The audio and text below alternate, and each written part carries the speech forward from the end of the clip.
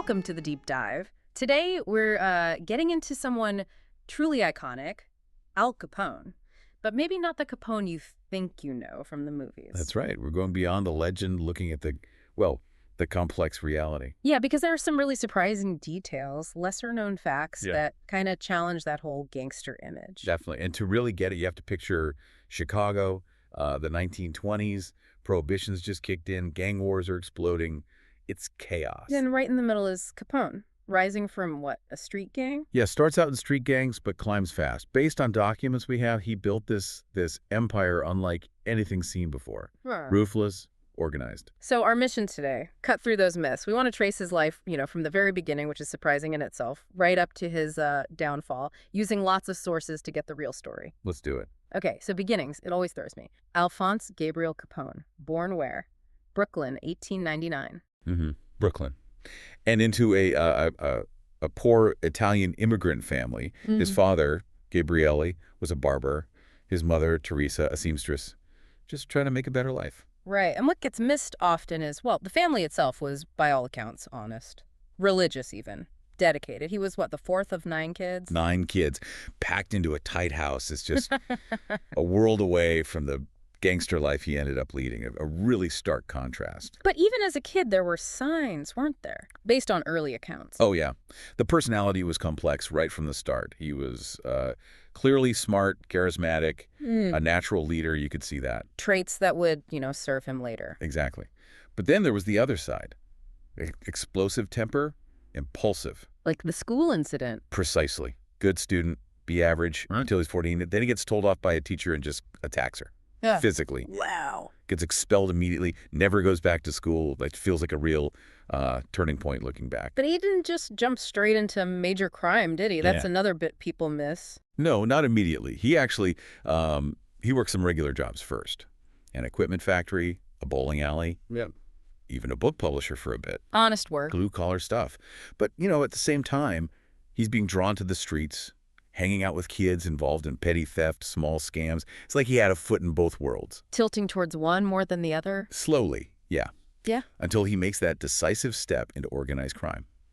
Joining the 5 Points gang. Led by Johnny Torrio. The mentor figure. Torrio was older, strategic, and he saw something in Capone.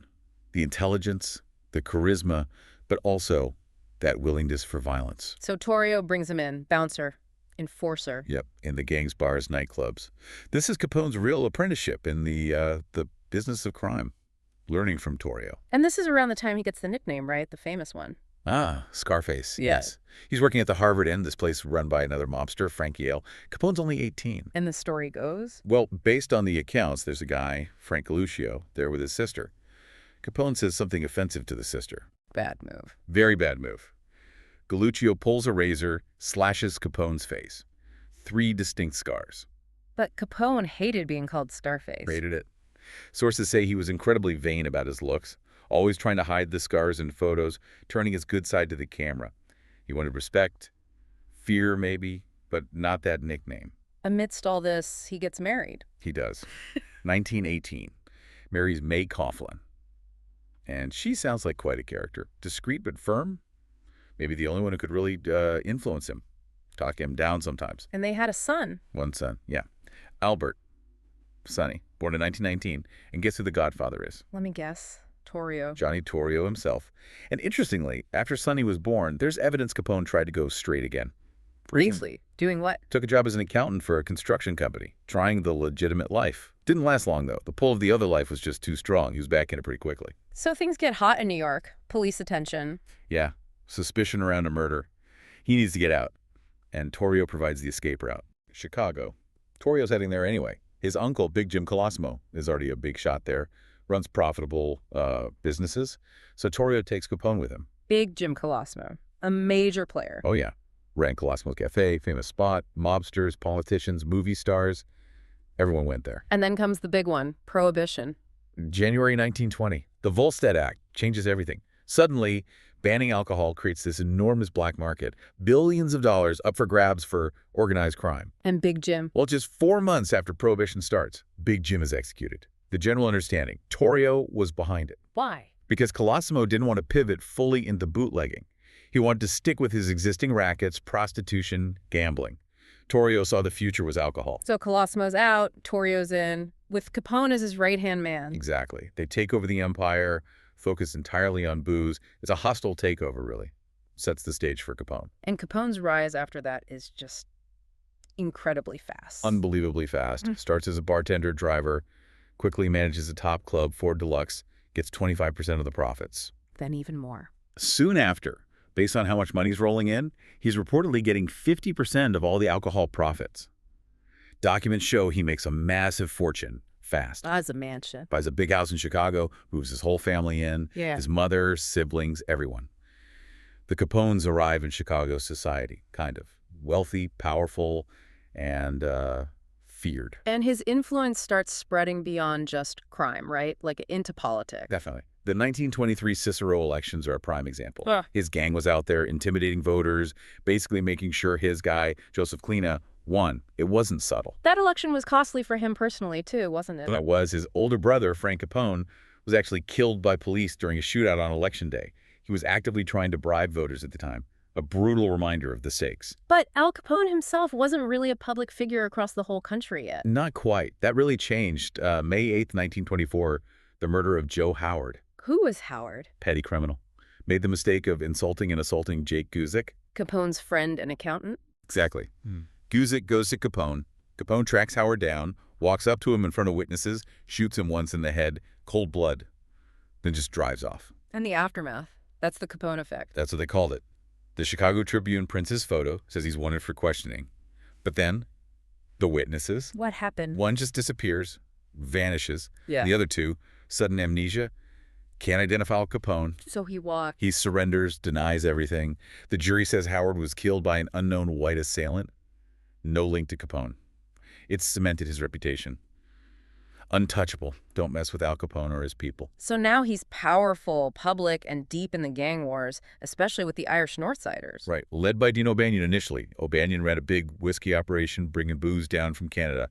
A direct rival. And O'Banion double-crossed Torrio. He did. Tipped off the cops about a liquor shipment, got Torrio arrested briefly. Humiliating for Torrio. Retaliation was swift? Oh, yeah. November 10th, 1924. Yeah. 3 of Capone's guys walk into O'Banion's flower shop and execute him. Right there among the flowers. And the funeral. Classic mob theater. Torrio and Capone both attend, acting grief-stricken, pure audacity. That sparks more violence, right? Jaime Weiss takes over. Jaime Weiss takes over the Northsiders. Furious. Launches multiple assassination attempts against Capone.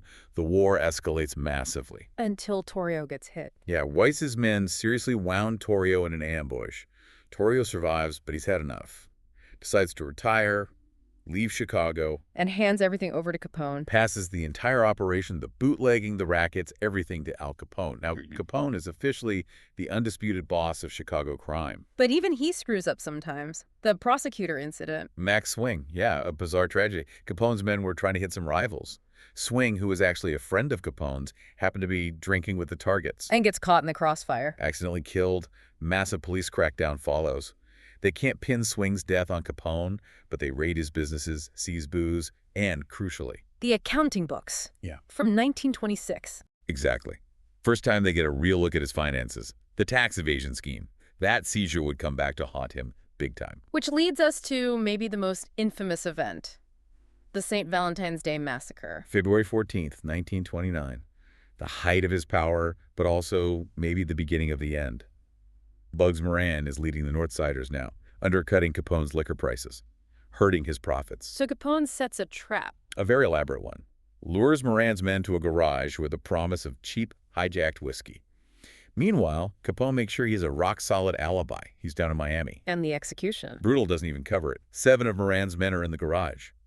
Capone's guys, disguised as police officers, arrive. So Moran's men think it's a raid. Exactly. They line up against the wall, expecting to be arrested. Instead, the fake cops open fire with machine guns. Over 150 bullets fired. Just mowing them down? Total massacre. It horrified the country. Front-page news everywhere. Cemented Capone's image as utterly ruthless. But again... They couldn't pin it on him directly. Nope. Huge public outcry. Big reward offered. But no direct evidence linking Capone. So the authorities had to get creative. They knew they couldn't get him for murder. So they shifted focus. They did. Enter Elliot Ness and the Treasury Department. Specifically, an accountant named Frank Wilson. Wilson. He's the one who digs into the books. Those books seized back in '26. Wilson goes through them meticulously. Ledger after ledger of illegal business. And he finds it. Not murder, not bootlegging. Income tax evasion. Seems almost anticlimactic, right, for a guy like Capone? But that's what they could prove, beyond a shadow of a doubt, based on his own record. It's kind of ironic. Hugely ironic. All the violence, the power plays. And he gets taken down for not paying taxes on his illegal income. It really changed how law enforcement went after organized crime, attacked the finances. The trial in 1931 must have been something. A spectacle. And Capone probably thought he could handle the jury, like always. Threats, bribes. But the judge had other ideas. Judge Wilson. Brilliant move. He knew Capone would try to tamper with the jury. So at the very last minute, he swaps the entire jury panel with a different one. Pulled the rug right out from under him. Completely. The new jury hadn't been compromised. They convict Capone on 2 counts of tax evasion. Just like that, his reign was over. Sentence. 11 years in federal prison. Plus a hefty fine. Around $80,000. A huge shockwave. He went to Atlanta first. Still had some pull there. Initially, yeah. Reports suggest he still got preferential treatment in Atlanta. Yeah. But it's also where he's formally diagnosed with syphilis. That disease would be key to his decline. Then Alcatraz. Alcatraz changed everything. No more special treatment. He was just another prisoner. His power, his influence, gone. And the syphilis got worse. Progressed rapidly in Alcatraz. Based on medical documents from later, it ravaged his brain. His mental capacity deteriorated severely. Some reports say down to that of a 12-year-old by the end. Just unimaginable. The feared Al Capone reduced to that. A complete shadow of his former self. It's a really stark, almost tragic end for such a dominant figure. His sentence got reduced eventually because of his health. Yeah, down to 5 years because he was so ill. Oh. Spent the last year basically in the prison hospital. He was released in '39, but went straight into another hospital until 1940. Needed constant care. So his final years. Spent quietly. At his mansion down in Miami. No more crime, no more power, just living with his family, his health destroyed. A quiet end after such a loud life. And he died relatively young. January 25th, 1947. He was only 48. Died from complications of the syphilis, a stroke, and heart failure. Surrounded by family. The funeral, though, quite different from his heyday. A massive contrast. It was in Chicago, but it was small, almost empty. Even Johnny Torrio, his old mentor, didn't show up. A quiet, almost lonely end. So, looking back at it all, what's the takeaway? His story is, well, it's a potent cautionary tale, isn't it? Absolutely. Power, even immense power like his, isn't absolute. There's always a reckoning. And sometimes it comes from the least expected direction. His life also, really shaped that whole gangster archetype in popular culture. Yeah, but the real story, as we've kind of unpacked, is so much more complex, more human in a way, and ultimately more sobering than the movies. Definitely. It makes you wonder, though, what does his story really tell us about, unchecked power? And how justice sometimes finds these incredibly elusive figures in such mundane ways. It's that mundanity that's striking, isn't it? A man who built an empire on violence and fear, brought down by, essentially, bookkeeping errors, unpaid taxes. It shows that even the strongest fortress can have a very small, very unexpected crack. A fascinating dive. For more of our videos like this, subscribe to our mini podcast English channel, like it, and we're looking forward to your comments. And join us for our next deep dive, where we'll unpack another incredible story based on fascinating accounts. We look forward to delving into more topics with you soon.